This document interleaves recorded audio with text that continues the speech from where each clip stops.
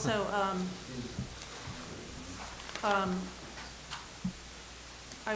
no questions directly from the audience, and I'll explain our procedure for doing that in a few minutes. So I think we can go ahead and get started.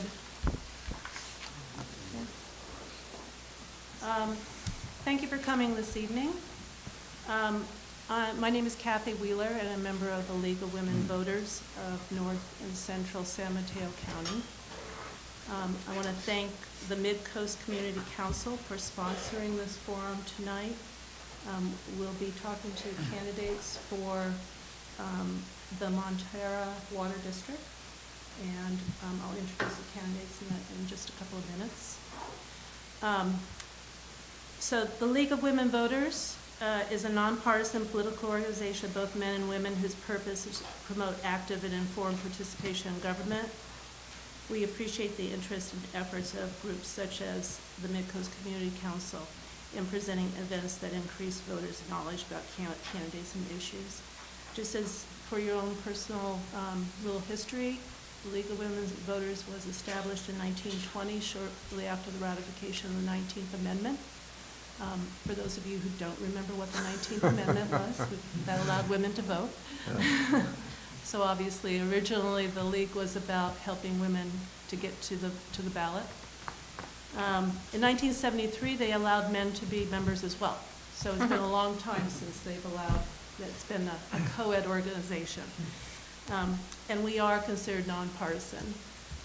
The purpose of a candidate forum is to provide an opportunity for all the candidates to be heard at one time and be questioned by you, the audience.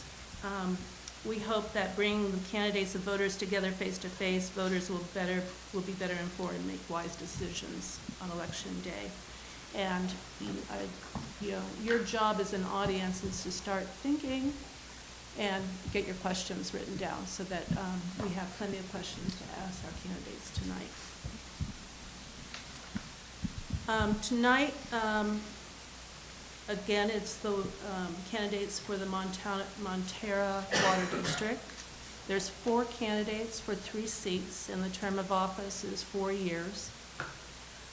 Please hold your applause till the end, and then we'll thank everyone at the same time and give them our gratitude for coming tonight. The candidates in alphabetical order are Aaron Deinzer, Jim Harvey, Rick Lohman, and Eric Marshall. So I'll give an explanation of the ground rules for tonight. There'll be opening statements limited to 2 minutes. Then there'll be a question period and each question will allow all the candidates to answer 1 minute each for questions, and then 2 minutes for closing statements. In order to keep everything on time, Betty Fleming is our timekeeper tonight. She'll be holding up, cues, okay, for when you need to stop talking or gather your thoughts together. So 1 minute for the 2 minute statement, and then 30 seconds, and then finally a stop sign. Hold the stop sign. There, stop. Okay, and remember, for the 1 minute questions, all you'll be getting is the 30-second notice. So you still have, same amount of time for a 1 minute question, okay, to finish up. Our usher tonight is Margie Gator, who is our moderator for the first session. We do a tag team here. And she's got index cards and pencils, and just raise your hand if you need an index card. When you're done writing your question, raise your hand again, and she'll gather the question, and in an appropriate place will be bringing the questions up to me. So I think with that, unless there's any questions from the candidates, I think we can get to opening statements. And before we started, I had all the candidates draw a number, basically, to determine the order in which they make their opening statement. And our first Speaker will be Jim Harvey. All right, okay, Kathy, thank you. I am Jim Harvey. I'd like to be reelected to the board of the Montara Water and Sanitary District. In 2003, we became an independent water district and now own and have control over both our own water and control our own water and sewer systems. Over 30 years ago, I was a co-founder of the Montara Moss Beach Water Improvement Association and helped begin our journey to water independence. We are a very special community in that we have control over our own water resources, of which we have an abundant supply, in which we do not have to purchase as adjacent water districts do. But along with that independence our community possesses comes the responsibility of having to deal with occasional challenges. Now is one of those times as we are facing a lawsuit from Half Moon Bay in an attempt to make themselves exempt from being financially responsible for the maintenance and repair of the Sewer Authority Midcoast site, SAM, owned pipe and collection system. Our board is responding to that lawsuit and hopes to bring about an agreement through the mediation process.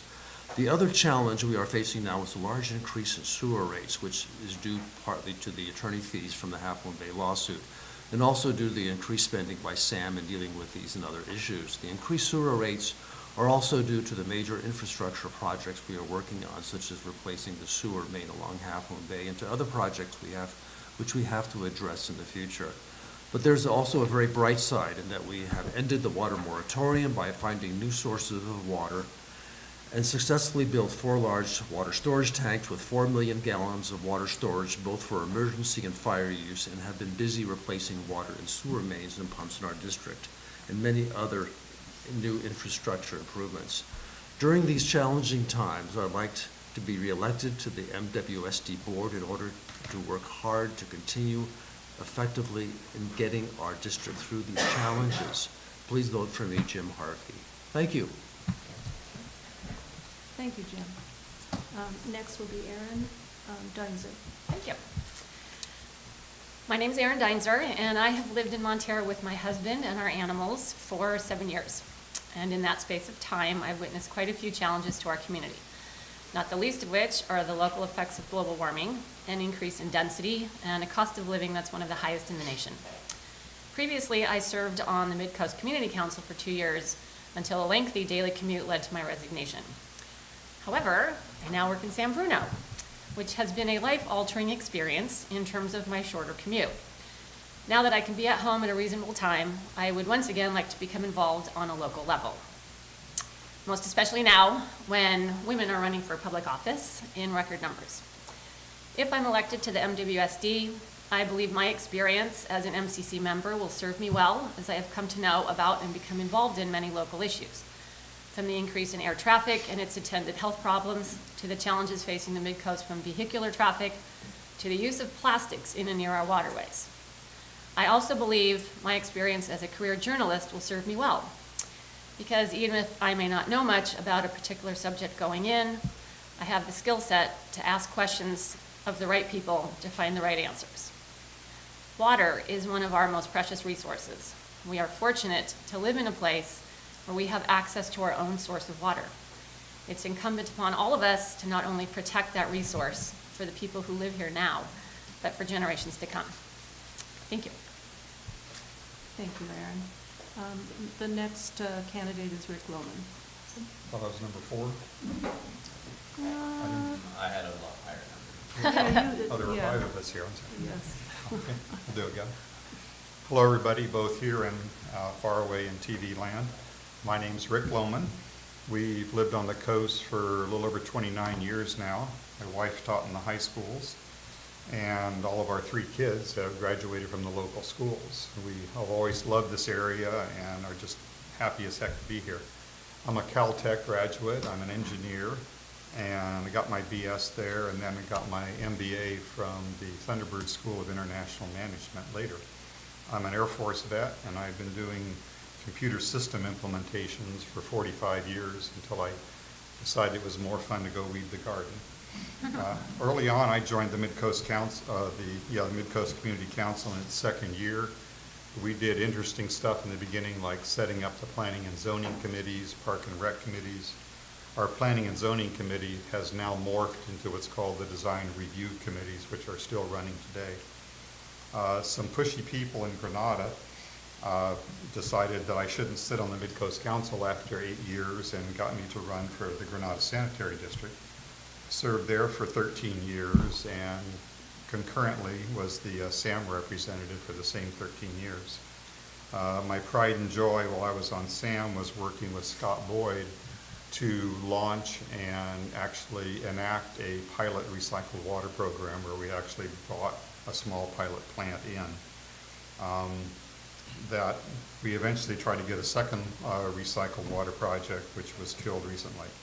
I've served on the county on LAFCO, representing all the special districts in San Mateo County, and I volunteered on several environmental boards, first Save Our Shores down in Santa Cruz, and recently the Coastside State Parks Association, where I'm currently a board member.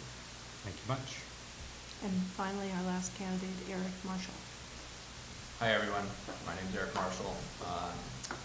Running for the Water and Sewer District for Montara. Fairly new to the coastside, been here about 3 years. I grew up in small communities in Colorado and New Mexico, so I'm familiar with the small community and coastside kind of environments. I have a master's in finance and technology with an undergrad in accounting and business management. And I moved to California about 19 years ago from Alaska.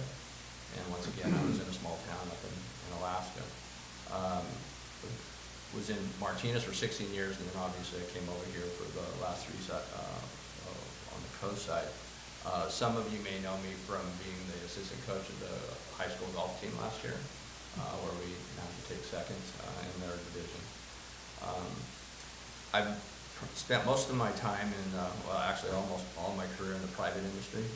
I've had a fairly diversified career, as my college degrees indicate. I've been involved in large-scale project management and IT. I was an institutional portfolio manager for many years, and I actually ran accounting, and I'm very good at resource management.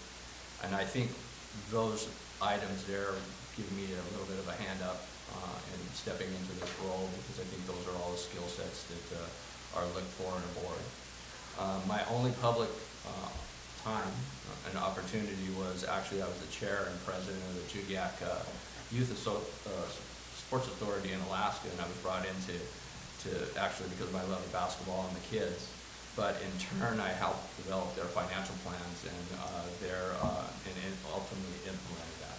So I do have a little bit of experience in areas of that nature, and I'm looking forward to the opportunity. Thank you. So that ends the opening statement, so we'll get into questions. And I am going to, so we can get closing statements, I'm going to close questions about 5 after 9 o'clock, just so that you know how much time we have. So the first question I have is, what improvements would you propose to the water and sewer system, and what do you estimate to be the cost? So I would probably add to this question and maybe, 1 or 2 improvements to keep it short in 1 minute. So we'll start with Erin. Oh, perfect. The one who has the least experience. But I will tell you, the first thing that I would do is I would implement a policy that would send out text messages if there's a suspected leak. The reason I say that is because my husband and I we discovered a leak at our house. It was a mainline leak. And fortunately, we found it before it was catastrophic, and we took care of it. And I called the MWSD and I said, did you have any idea that we had a leak? And she looked up my file and said, well, we sent you a courtesy letter. And I said, well, I never got the courtesy letter.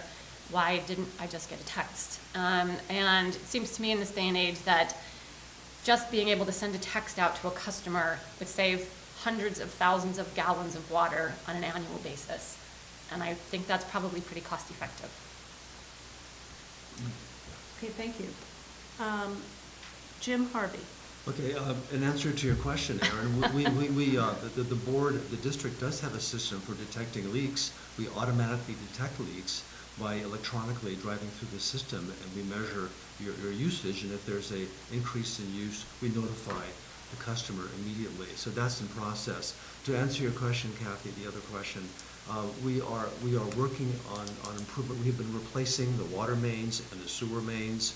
We replaced 4th, 7th Street, Cedar Street. We're replacing the mains as we go along. We're also replacing the main sewer main along Highway 1. You'll see that construction, and we're doing that in sections, and that has to be done. That main is 65 years old, and we're in the process of replacing that now. And pumps have almost all been replaced. So we're in that process, but there is a method for detecting leaks in the district. Thank you. Okay, thank you, Jim. Rick, you're next. Sure. The water system in Montara is in pretty good shape right now. They've done some expansions, they've had new wells, new storage tanks, so I think water is in good shape right now. As Jim mentioned, like all the districts here on the coast, the main piping infrastructure for sewage removal is not in good shape.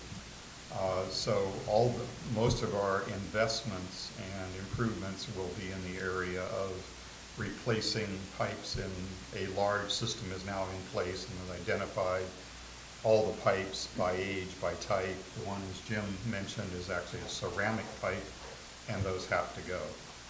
Another area of improvement I'd be aiming at, which isn't just physical structure, is the process that's been going on at SAM, at Half Moon Bay. I will dedicate my time.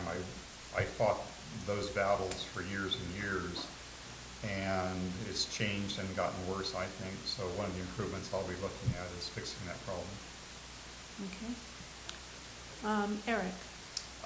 As everybody else has said, I actually would like to focus on the aging infrastructure of the area, especially on the sewer side. I do agree that there's been a lot of work done on the water, and that has to continue. I think the challenge is going to be the cost. Everybody talk about cost. And what we do know is the main that's being replaced under the highway right now is, I was told it was between about 1.3 million to 1.7. So that'll give you kind of a sense of the rest of it would probably be somewhere upwards in the 5 million range. Again, it's a full guess, but there's quite a bit that needs to be addressed, and I think it's more the prioritization and making sure that we don't react to leaks, but we ultimately get the infrastructure in place so that we actually can protect our environment. Okay, thank you, Eric. I noticed that there's some people in the back of the room. If you're standing, there's a chair around the corner, and we have a couple of open chairs. Okay, so I'll move on to our next question. So it's a little bit long, but I think it's pretty, I'll read the entire question because I think that it does give good context. Do you support replacing SAM with a new special district which would have sole authority for all coastside sewer issues? This would mean GCSD, MWSD, and Half Moon Bay Sewer, giving up all sewer responsibility and control. So we'll start with Jim. Thank you. No, I don't. Right now, we have a joint power authority where all three districts join in and help run the sewer authority Midcoast side. If we did away with that and had one consolidated district, that would cause us to lose independence, and I think that's an important factor that I know that most of the people in Montara and Moss Beach guard our independence, and I think being a joint power authority is the best to continue doing that. We have some challenges from Half Moon Bay in a lawsuit. We're going through mediation on that right now. We hope to get through this, but we want to maintain our independence and keep it a joint power authority with all three districts combining together and working together to keep things going. Thank you. Okay. Thank you, Jim. Rick? Oh, my quick answer is, under the current political system we have and the environment, I would have to say no. I published an article in the paper months ago that we should be looking at that. My feeling is in the last 5 years, things have deteriorated as Half Moon Bay has insisted on doing everything their way. They refused to pay their parts of major projects like the wet weather project. The fact that we had a budget set aside to improve the JPA and analyze it, they went ahead and sued, and it's going to cost the coast side another $500,000 or so. So until that is resolved and we see what the results of that suit are going to be, I would not propose that we move and just merge into something that Half Moon Bay could possibly control. Okay, thank you, Rick. Eric? I'm going to side with the two gentlemen here, not because of our names are on the same sheet of paper, but because I've actually had quite a few conversations with the community.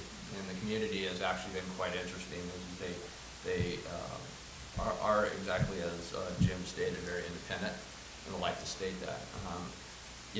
JPAs actually work quite well if you look at the historical locations and other JPAs in the state and actually across the United States.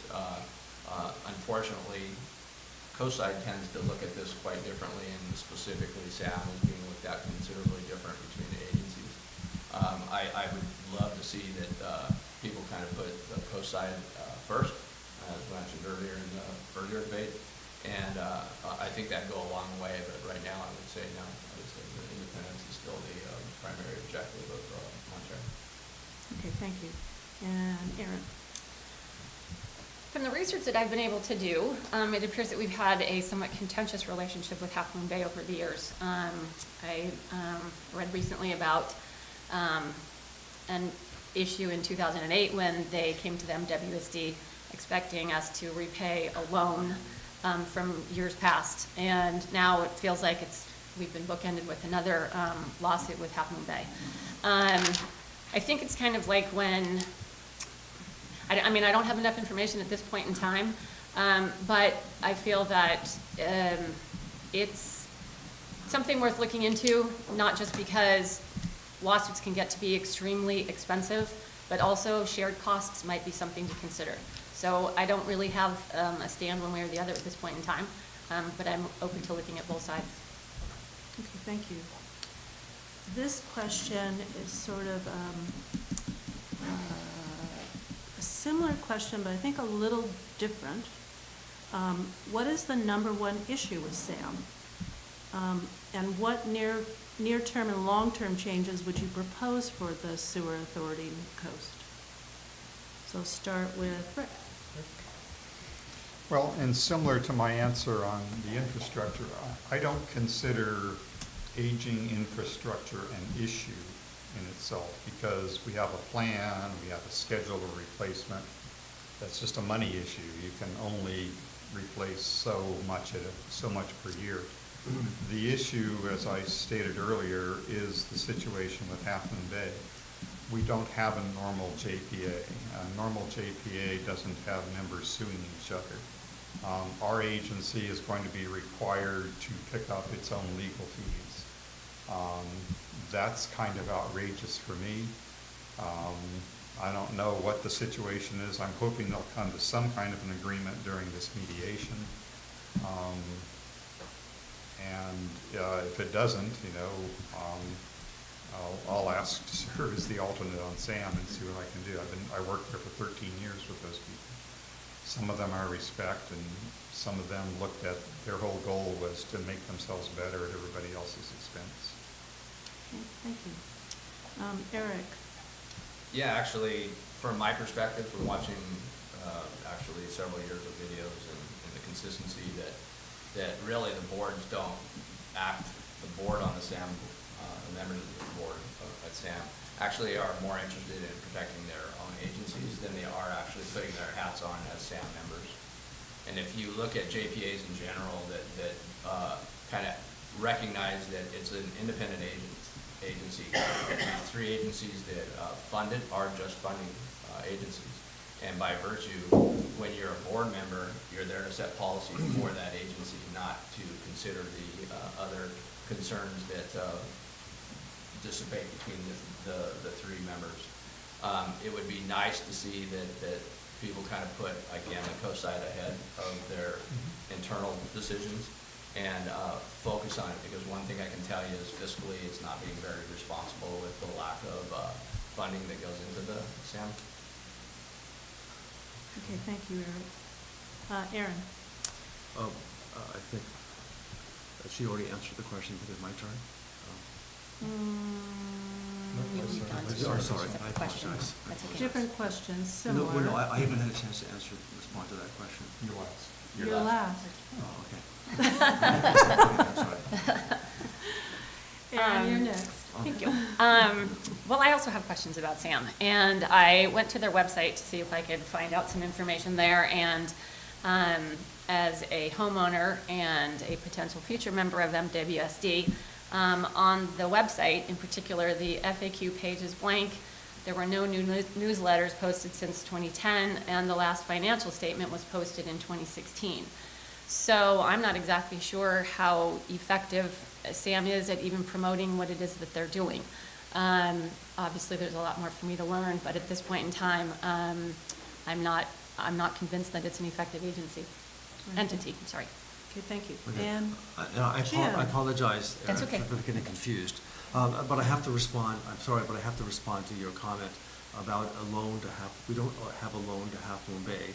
Can I ask a procedural question? Yes, If he responds to so- me, So, we really, this is not the format for this forum. So I will ask you, I will repeat the question for you. I'd like you to answer this question. Sure.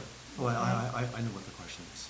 Okay, You don't- you so don't- go ahead and Okay. answer the Okay, question. my Thank answer, you. my answer to that question is that, that all we have to do is to get all three agencies to follow the guidelines and the rules of the Joint Power Authority.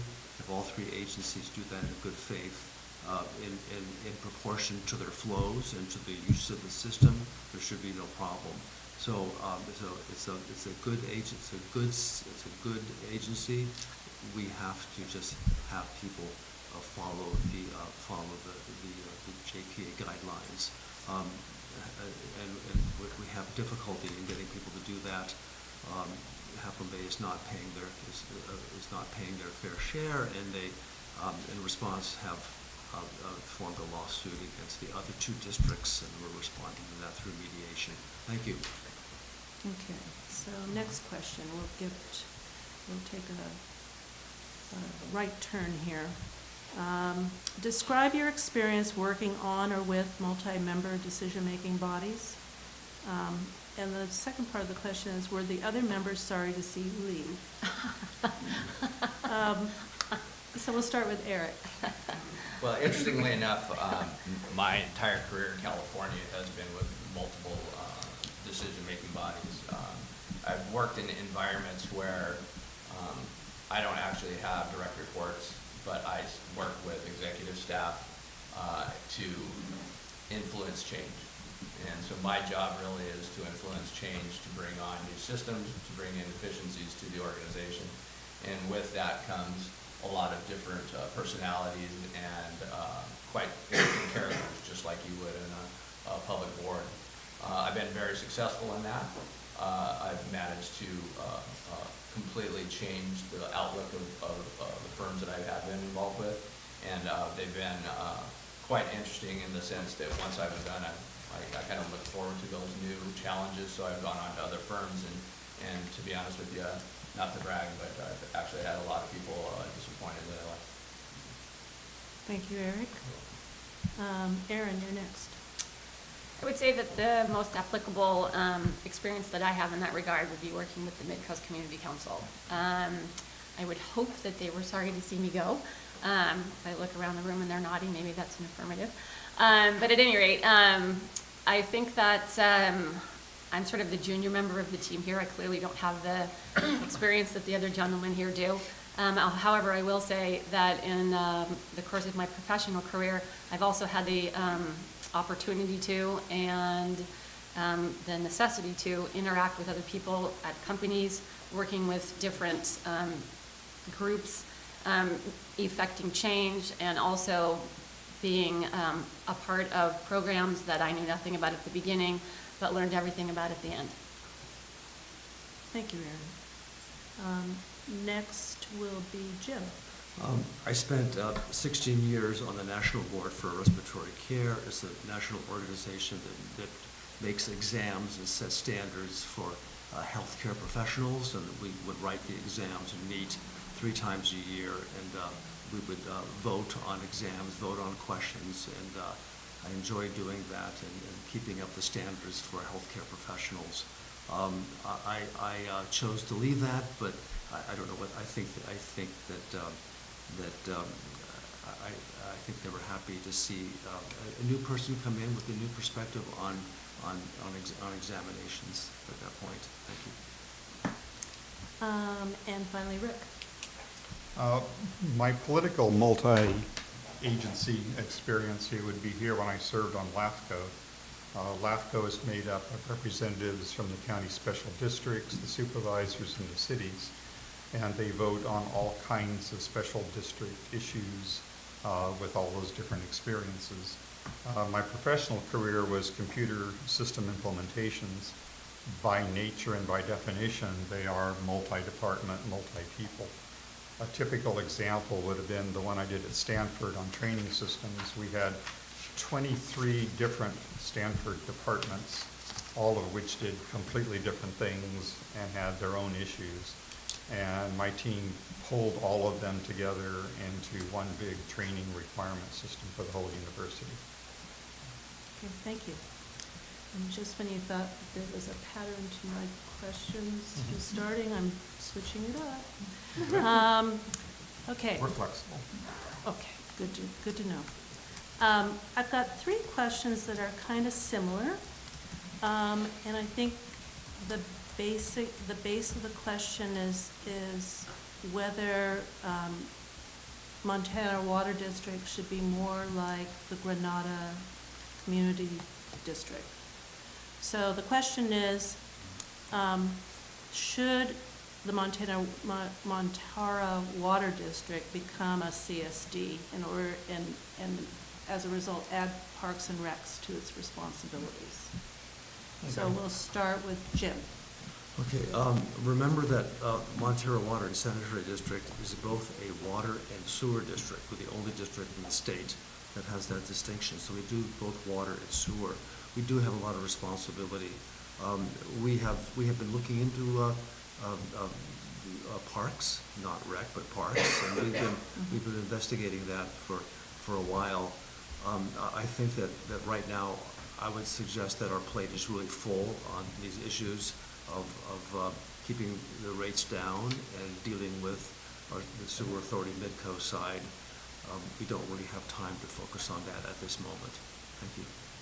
Okay, and next would be Rick. Sure. I was on GSD before it became a community services district. So I have tons of experience in doing that and building on experience from other people in the group who took them 20 years to get that. And we were the first agency to expand its powers in San Mateo County. As Jim said, there are some park powers inherent in what MWSD already has. There's going to be lots of opportunities. People are looking at the Caltrans right-of-way, which needs to be protected. So there are going to be lots of opportunities for parks, and I would like to take my experience on Granada and help Montara when the time is right to do that and move into a community services district because that is possibly the best way to bring more parks to the community also up there. Okay, thank you. Karen? Well, I would say that we first have to get our own house in order, and it sounds like one of the main things that we need to do is address the impact, financial and otherwise, of the impending lawsuit with Half Moon Bay, or the potential lawsuit with Half Moon Bay.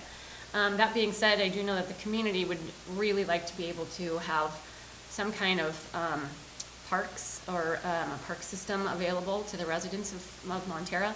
I know that one of the members of Midcoast Community Council once said that if his son has a soccer game on the weekend, he has to go to the field in Half Moon Bay, and that could take him an hour and a half to get there. So I would hope that at some point in the future that would be something that we could definitely discuss, but that would be, as I said, after we get our own house in order. Thank you. Okay, and finally, Eric? I've been a everybody here is that it's probably not the highest priority, but I would love to see it happen. I think we, talk about financial responsibility and infrastructure of the current systems in place, and I think those have to be addressed first before we can actually look at formalizing any kind of park system. Would love to have a park system in the area, and I'm sure that if the financial environment afforded it, I think the community would as well. Okay, I have a question that is specifically for Rick Lohman. But the way that we handle this is then the other candidates are welcome to answer the question themselves. Though this one is pretty specific, but I think you can probably, I may be able to help after he answers, okay, what the general question would be, okay? So Rick, during your time on GCSD, you wouldn't even allow for the discussion of cost-sharing agreements between Montara and GCSD. Now, as a candidate for MWSD, your op-eds have touched upon a variety of great potential ideas that you previously would not even allow to be considered. What changed and why? First of all, I'd like to say that's a false statement. Okay. What happened was that part of becoming a GCSD was that the county said that we would be, our LAFCO serving, said that we had to offer to meet with Montara and form a committee that would investigate these cost savings. Most of the cost savings that were recommended were, I would call, trivial and silly, like sharing Xerox machines. Mm-hmm. That's just silly. We asked Montara at the time, and I was going to be on the committee. Montara was very busy at the time with its own problems, and Montara said, I'm sorry, we're not interested in doing cost-sharing type stuff. So by definition, that ended it. It was not me that said, no cost decisions will be made, so. Okay, so if you, I'll take the liberty to kind of state a question that's related. So let's talk about cost sharing. Okay, it's different Good. than, merging. Mm-hmm. Okay, what would be your idea, an idea or ideas about doing cost sharing with neighboring district, okay, to help with cost efficiencies? So the next would be, so that's kind of a different question. So should I ask Rick again? That's okay. I'll ask you last. Okay. Okay. So we'll go with Eric. Don't know if I have any specifics, but I kind of look at it as prioritization and material commonalities, right? So if there are commonalities between the districts or the areas and they're material to both groups, then I do believe there should be cost sharing. I think the challenge comes back to, is it in the best interest of both communities? And does it actually do generate a savings? Some of those are very easy answers, and sometimes they're not. And so I think that ultimately comes up to the discussion. Things could be like parks or anything of that nature where there is an adjacency between the two communities. So I'm fully supportive of it. I think it comes down to being able to prioritize that and be able to say whether it's material and it makes sense. So it's not silly. Okay. Aaron? So once again, I turn to my research. And I'm looking at some paperwork from the Montara Water and Sanitary District, in essence talking about some of the costs that we can expect over the coming years. And it says here, a district engineer estimates MWSD capital funding needs to replace aging district infrastructure over the next 50 years at $1.9 million per year. That's a lot of money. So I think at some point in time, it becomes incumbent upon us all here as aging infrastructure affects us, and also development, to reach out to our neighbors and see if we can come up with a workable solution for all. Right, thank you. Jim? We do cost sharing with all the districts, with the Sewer Authority Midcoast side, with the GCSG. We do education and safety programs that we share, and we do there's class sharing, general class sharing done at this point. And I'm okay with cost sharing. I think cost sharing if it can be done effectively, but keeping our independence is a good thing. All right, Thank and you. Rick, I'll let you answer again I do have a in the good new comment. context. Eric early mentioned this concept of putting coastside first.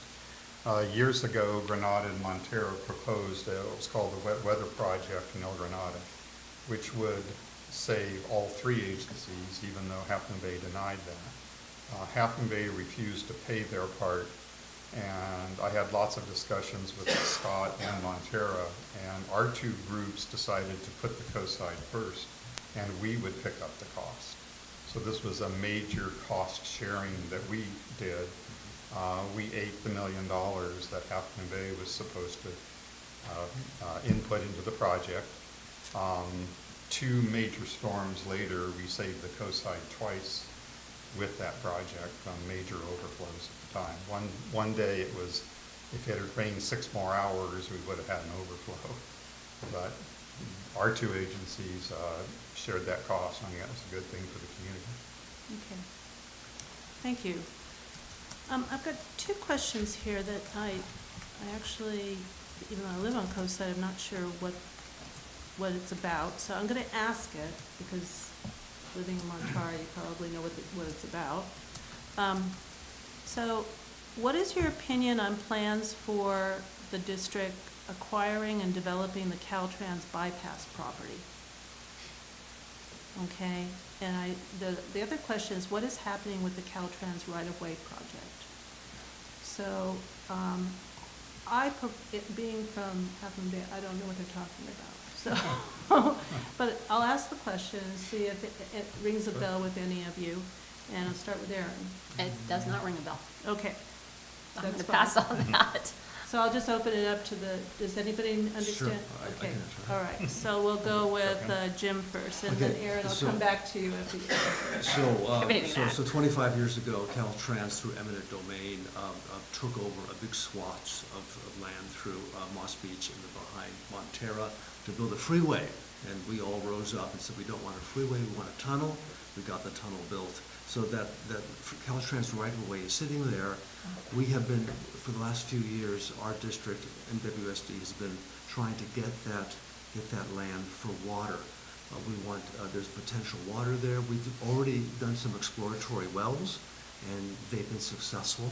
And we hope to we're not focusing on getting the land, we hope to get the water rights, and then the land will hopefully follow after that. The county supports us on that. Caltrans supports us. There have been a few members in the community who rose up against it, but in general, the community supports it. We hope to continue and get the water rights initially and then the land later in the Caltrans right-of-way. Thank you. Okay, thank you. Rick? Sure, in addition to what Jim said, I was one of the tunnel people, not the key one, obviously, but one of them, and we raised 33,000 signatures to put that on the ballot and fought Caltrans. So now the land is sitting there. There's kind of 3 aspects to it, as Jim said, or Jim said 2 of them. There's water potential. There's, if our agency gets to acquire it at lower free cost, that is a protection against development, which could overtax all of our resources. And third, it's serious possibilities of additional parks there, which moves into the parks question. There are lots of wetlands, so the entire thing isn't suitable, but there are areas which could easily be converted to additional parks. Okay, thank you. Eric? From my perspective, I didn't know all of the history behind it, but I am aware of it. And I do believe that it would benefit Montara. Obviously, if we can acquire it through the means of the conversations that have been going on. And I think it would add a lot of value to the community and keep it as it stands, and then ultimately gives us opportunities for parks or other uses for it outside of the obvious, which is the water. And Aaron, do you want to comment now? Maybe if we can just use it as a footpath to get out of town when there's people here on the weekend. That would be great too. I'm good, thank you. And this may be our final question. It depends how quickly you answer it. You might be able to ask one more. This was a general question that was asked in the last last forum as well. Should government be run as a business? Why or why not? Aren't most people willing to pay a little more for more responsive, better service? So I'll go with Eric first. It's kind of interesting because when I was in college, I used to always kind of comment about this from a taxation perspective. You know, as the previous group that was up here, you know, government isn't business. We're not here for profit. But there is fiscal responsibility that comes with what it is. So I think if I were to look at that question more from fiscal responsibility, which many firms do in profit organizations, there would be a completely different look. I mean, it's difficult to ultimately achieve that with taxpayers and different view sets, but the reality of it is everybody wants good service. The sad part is everybody wants it for free, and unfortunately, nothing's for free. So from that perspective, that's probably the best answer I can provide. Okay, thank you. Erin? Should government be run as a business? I would hope not. I have worked at enough companies to seen a lot of people pour their heart and soul into what they do, and the company makes money, but they don't hit their projected earnings, and people get let go even though they're the ones that help the company make money. So I feel the same way about the community and the services that we have here.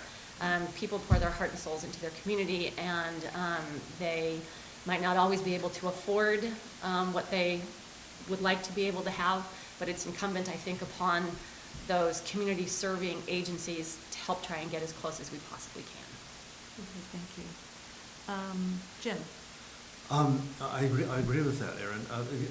It should be run as a business only in that we have fiscal responsibility and that we're answerable to the people in the community.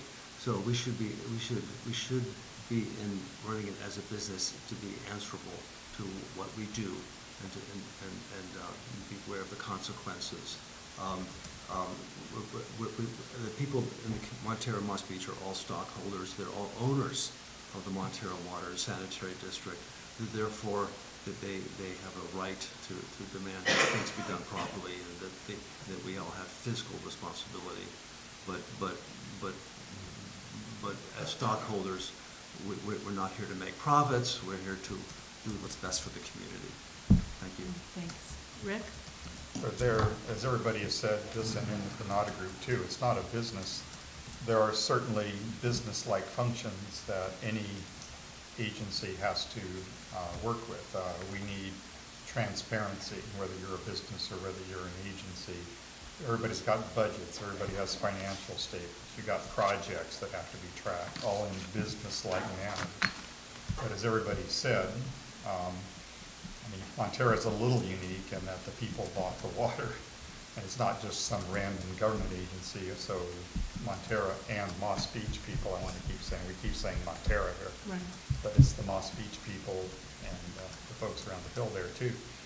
And as everybody said, we're not like making profits, we're not making quarterly statements that we have to meet or we're going to lose our stock funding. So I like business-like, and especially like the transparency part, which is now being imposed on businesses outside also.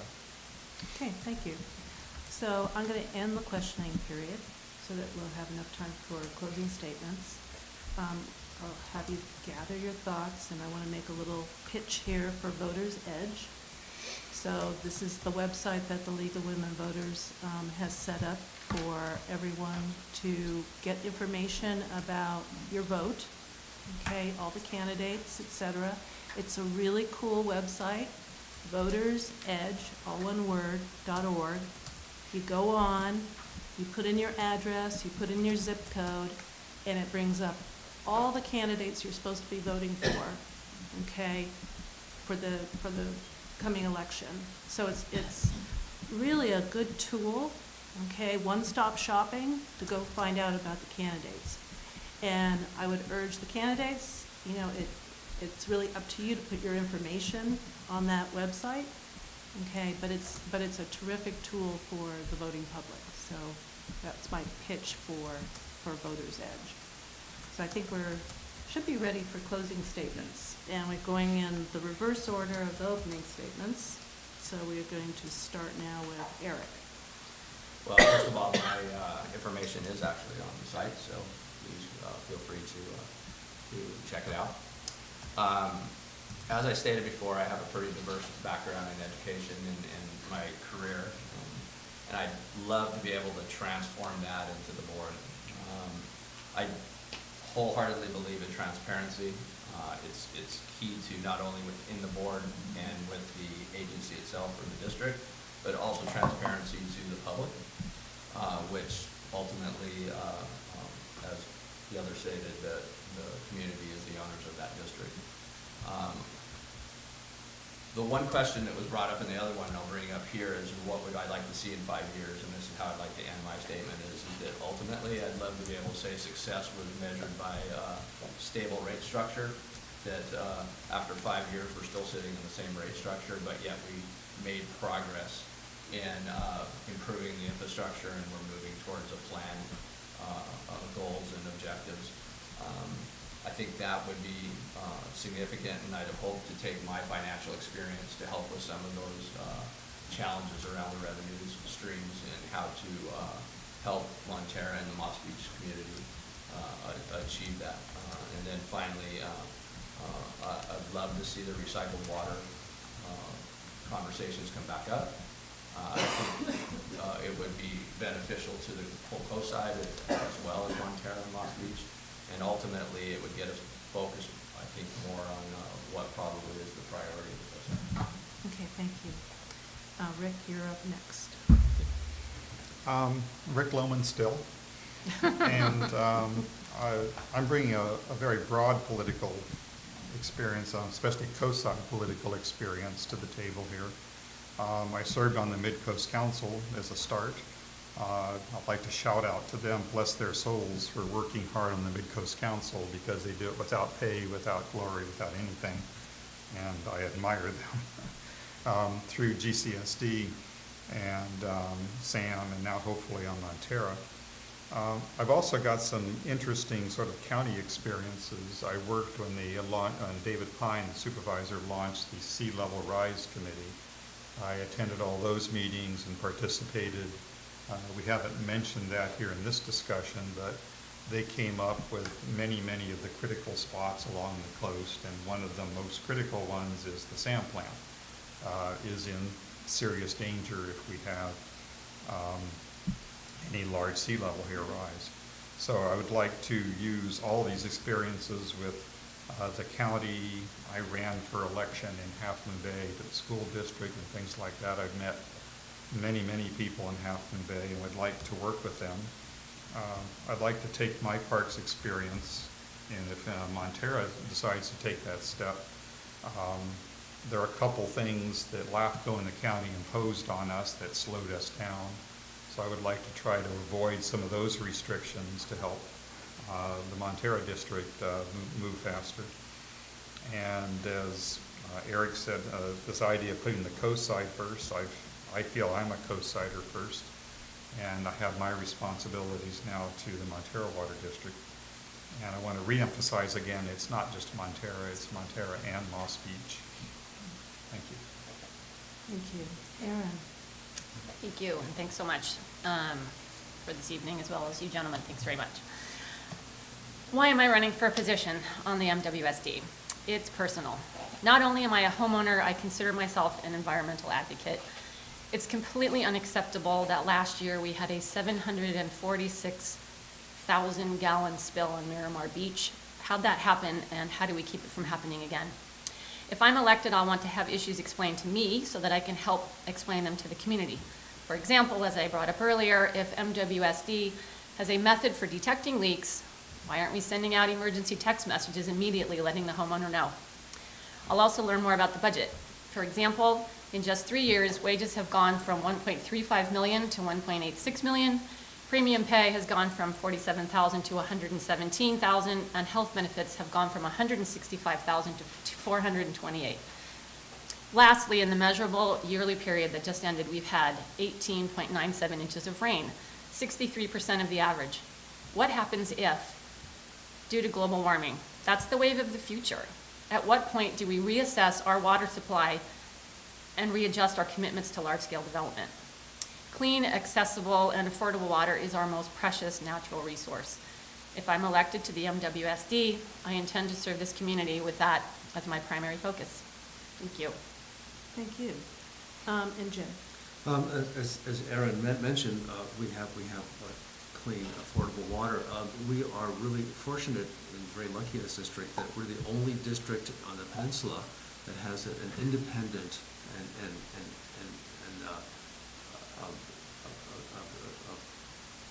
a successful source of water. We only have to pay for pumping it out of the ground. Our water rates are stable, and they will always be stable because we don't have to pay etchy like as adjacent districts do. We do have a challenge on the sewer, and I would like to, I'm the only incumbent, and I'd ask you to vote for me to let me continue through this process of responding to the existing Half Moon Bay lawsuit and deal with keeping the rates as low as possible on that and replacing the infrastructure, which we have no choice but to do. So please vote for me. I'm Jim Harvey. Thank you. Thank you, candidates.